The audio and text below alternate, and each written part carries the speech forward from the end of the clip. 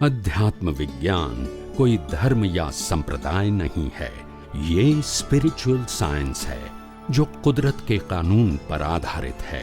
ये विज्ञान पूरे ब्रह्मांड के सभी रहस्यों को उजागर करता है और जीवन के सभी पहलुओं को समझने के लिए एक नई दृष्टि देता है।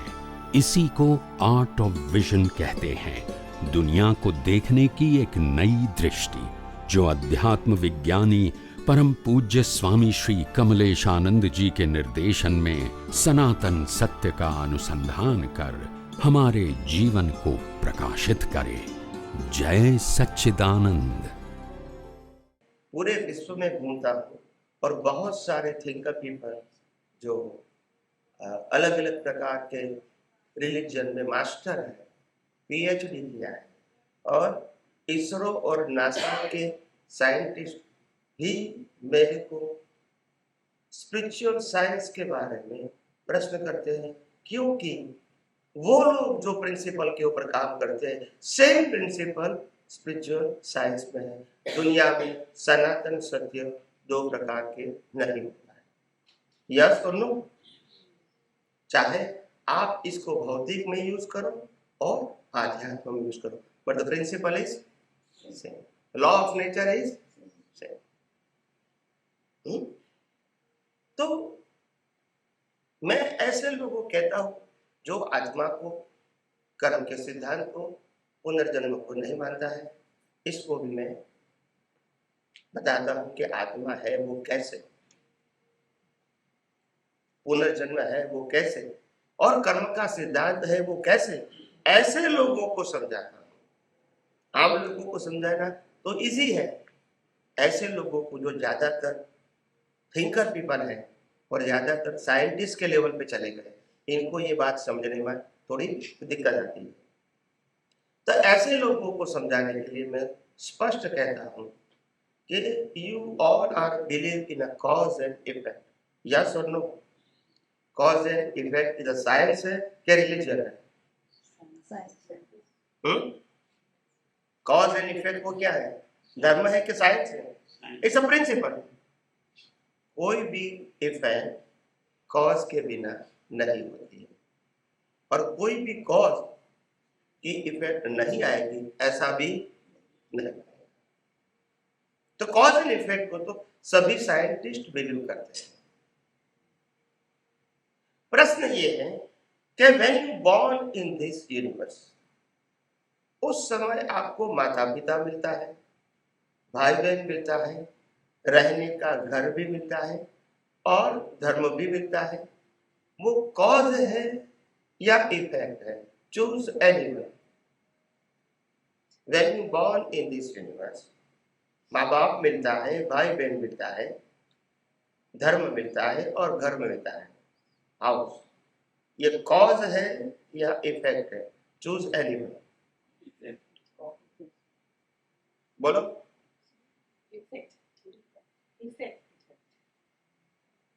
बोलो।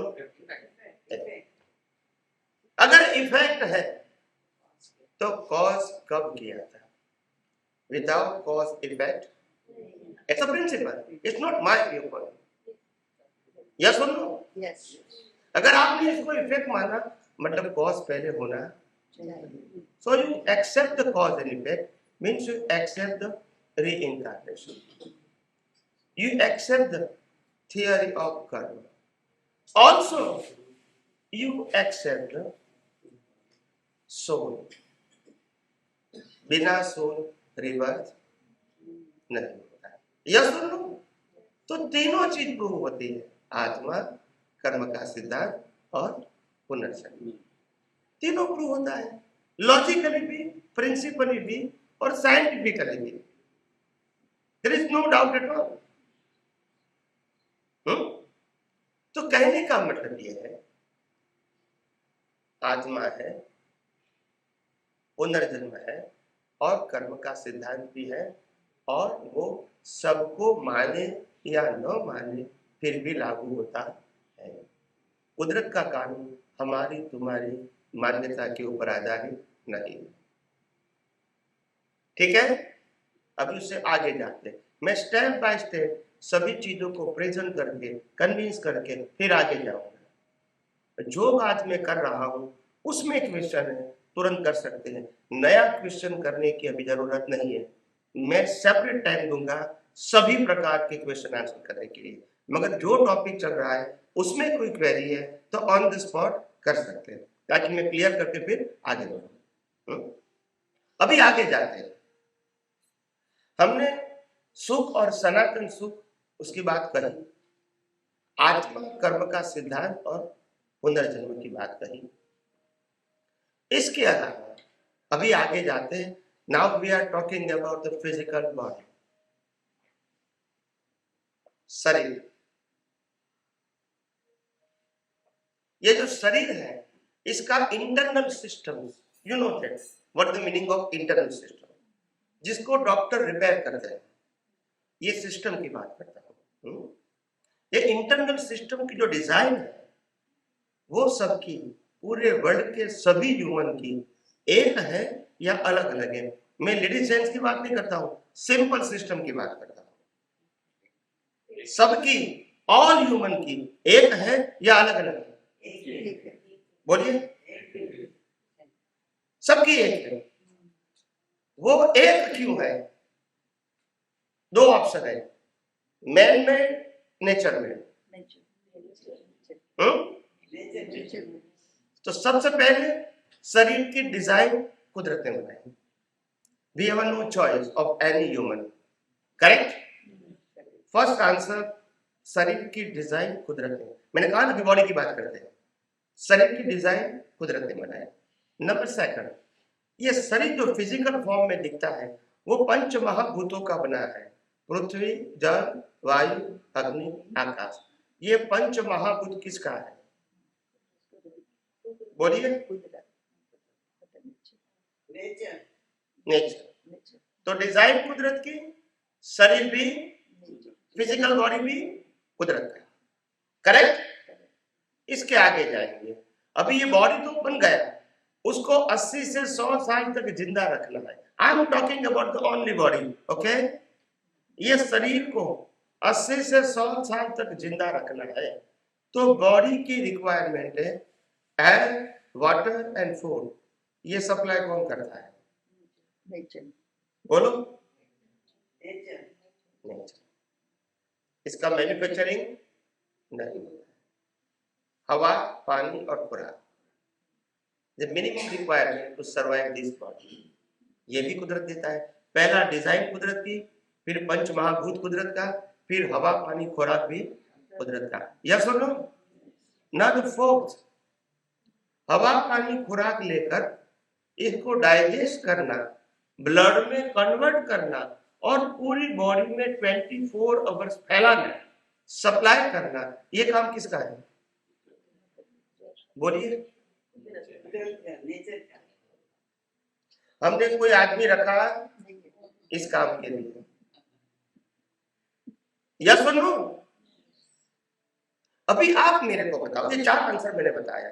डिजाइन कुदरत की, पंचमहाभूत का शरीर कुदरत का, जिंदा रखने के लिए हवा, पानी, खुराक कुदरत का, और डाइजेस्ट करके ब्लड बना के 24 आवर सप्लाई करना, ये भी कुदरत का काम है। अभी आप मेरे को बताओ कि बॉडी में हम कहाँ हैं और बॉडी का ऑपरेशन का कंट्रोल हमारे पास कहाँ है? 2 प्रश्न का उत्तर दो। Existence of my self and control of my self, ये दोनों कहाँ है हमारे पास? मेरा प्रश्न समझ में आया? मेरा प्रश्न समझ में आया? इस बॉडी के अंदर हम कहाँ हैं और हमारा कंट्रोल कहाँ है? हमारा कंट्रोल है ही नहीं, पहले हम हैं। मैंने बॉडी के बारे में ही प्रश्न करता हूं और अभी डिस्कशन का सब्जेक्ट है only body, no other things. मैंने फिजिकल बॉडी की बात कही। अच्छा, हम नहीं है, हमारा कंट्रोल है। 2 प्रश्न, हम कहाँ हैं और हमारा कंट्रोल कहाँ है? कोई जगह पे क्या बिहेवियर वो अलग सब्जेक्ट है। अब फिजिकल कर्म की बात आएगी तो ये सब्जेक्ट है। हाँ, ब्रेन जो है ये शरीर का जो पार्ट है वो ब्रेन कॉज इफेक्ट में आएगा। अभी मैं फिजिकल बॉडी जो कॉमन टू ऑल इसकी बात करता हूँ, जो सबके लिए, जो मैंने कहा ना कुदरत का है पार्ट, मन वचन का है वो इंडिविजुअल है, सबका है, वो अलग सब्जेक्ट है। सिर्फ फिजिकल बॉडी की बात कर, जिसका क्रिएटर ऑपरेटर डिस्ट्रॉयर कुदरत है। ये शरीर जो श्वास लेता है ये शक्ति भी कुदरत की है, और अगर ये शरीर सो भी जाता है तो भी चालू रहेगा, अनकॉन्शियस है तो भी चालू रहेगा, और लास्ट में श्वास को बंद करना ये भी कुदरत का काम है। यस और नो? मैं इसी की बात करता हूँ। अभी कर्म और कर्म फल का सब्जेक्ट मैंने ओपन नहीं किया, ओनली फिजिकल बॉडी। तो शरीर के अंदर न हम है न हमारा कोई कंट्रोल है। So the body is an instrument and body is a player to suffering your previous birth day. पिछले अवतार के कर्मों की भुगतान का साधन है, इंस्ट्रूमेंट है, प्लेयर। प्लेयर समझते हैं ना? Mobile is a player, TV is a player, laptop and computer is a player. Same way the body is a player. So the player, they have not any kind of independent power. Yes or no? Yes or no? Yes. That's it.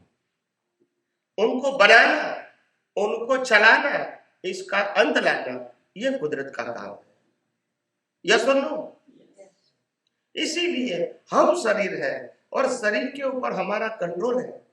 हम चाहे तब श्वास ले सकते हैं, हम चाहे तब बंद कर सकते हैं। ये सब्जेक्ट हमारा नहीं है, कुदरत का था, कुदरत का है, और वो पावर कुदरत के पास ही रहेगा। यस और no? So in a conclusion, creator, operator and destroyer is a law of nature या कुदरत। In other words, in other यानी इन दूसरे शब्दों में, शरीर का मतलब, ये जो शरीर है उसको जनरेट करना, ऑपरेट करना और डिस्ट्रॉय करना ये कुदरत का काम है, और इसका शॉर्ट फॉर्म है GOD। यस और no? Generate, operate and destroy is control and govern by the law of nature. इसका शॉर्ट फॉर्म है GOD। करेक्ट? अभी उसके आगे जाते हैं। ये तो सबको समझ में आ गया है। जो भी बात समझ में नहीं आती है, जो टॉपिक, उसमें तुरंत प्रश्न करना। अगर नहीं प्रश्न है तो फिर हम आगे जाएंगे। ओके? उसके आगे अभी बॉडी की तो बात समझ में आपको आ गई। इसके आगे, when you born in this world, you got it the mothers, you got it the parents, brothers, sisters, house, everything is given by who decided? Nature. Why? Previous कर्म। So the कर्म को कर्म फल में ट्रांसफर करना, they require the law of nature and nature। कानून चाहिए और कुदरत। कुदरत क्या है वो भी पता होगा। कुदरत का मतलब 6 इंटरनल एलिमेंट, मगर वो सब्जेक्ट अलग रहेगा। तो कुदरत और कुदरती कानून के हिसाब से हमको पिछले अवतार के कर्मों के फल स्वरूप माता पिता, भाई बहन, रहने का घर और धर्म, सब कुछ विदाउट चॉइस रेडीमेड मिलता है। यस और नो? यस और नो? उसके आगे जाते हैं। हमारे जीवन में अच्छे बुरे संजोग आते हैं, जिसको हम पाप पुण्य कहते हैं या सुख दुख भी कहते हैं। क्या वो संजोग हम क्रिएट करते हैं? सुख और दुख के संजोग हम क्रिएट करते हैं। हमारे कर्म क्रिएट करते हैं। हमारे कर्म का मीनिंग क्या है? ये शरीर का कर्म, बोलिए। मन वचन और कर्म। हमारा मतलब क्या है? ये बॉडी हमारा नहीं है, वो मैंने पहले आपको एक्सप्लेन कर चुका हूँ। अभी आप हमारा किसको इंडिकेट करते हो? आत्मा कर्म नहीं करता है, वो भी पहले मैंने बता दिया, बराबर है। जो बता दिया है वो दोबारा रिपीट नहीं करूंगा। मन बुद्धि चित्त, मन बुद्धि चित्त। हमारा का मतलब होता है हम जो कर्म लेकर आए हैं वो हमारा नहीं है, वो कर्म के आधार से बॉडी मिला है और संजोग मिला है। Body is always neutral and innocent, it is given by the nature to suffer your previous birth day. पिछले अवतार की कर्मों की भुगतान के लिए कुदरत ने शरीर भी दिया और संजोग भी दिया। तो ये बॉडी का कर्म नहीं है। This body is a player to suffer your karma, so this body is not responsible. Yes और नो? और हम एक दूसरे की बॉडी को रिस्पॉन्सिबल मानते हैं। यस और नो? इससे बड़ा अज्ञान क्या हो सकता है? जो बॉडी कुदरत ने फ्रेश दिया है, कर्मों के भुगतान का इंस्ट्रूमेंट है, हम इंस्ट्रूमेंट को ही गुनहगार मानते हैं, इनके लिए ही राग द्वेष करते हैं, इनको ही रिस्पॉन्सिबल मानते हैं। यस और नो? प्लेयर कभी गुनहगार या रिस्पॉन्सिबल हो सकता है? कितना बड़ा अज्ञान! यस और नो? जो आज तक हमने न जाना है, न पढ़ा है और नहीं सुना है, और अपने आप को बड़े बड़े ज्ञानी मानते हैं। सिंपल बात भी हमने समझने की कभी कोशिश नहीं किया है।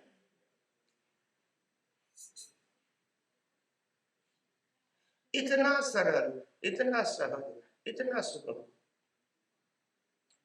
ये विज्ञान है, मगर हमने कभी इस प्रकार से समझने की कोशिश नहीं किया, नहीं पढ़ा है और नहीं सुना है। तो हमारा पूरा जीवन जिसमें कर्मों की जो भुगतान आती है, पाप पुण्य के रूप में, सुख दुख के रूप में, ये सभी प्रकार के संयोग कौन क्रिएट करेगा? कुदरत करेंगी या हम करेंगे? Two option, select any one. पाप पुण्य के संयोग जो हम जीवन में सफर करते हैं, उसको क्रिएट कौन करेगा, हम या कुदरत? दो ऑप्शन। हम करेंगे। हम कहेंगे कि हमारा पाँव टूट जाए, हम कहेंगे कि हमारा पॉकेट कट जाए, हम कहेंगे कोई हमको गाली दे, हम कहेंगे कि हम दूसरे को गाली दे, हम कहेंगे the nature will create the circumstances to player to suffer your previous birth cause. कुदरत संजोग क्रिएट करती है प्लेयर को प्ले करने के लिए, मगर कर्म कब का रहेगा? पिछले बर्थ का। So this body is can't do anything independently from birth to death because this is the player. Player के पास फ्रीडम नहीं होती है, जो मैंने पहले बता दिया।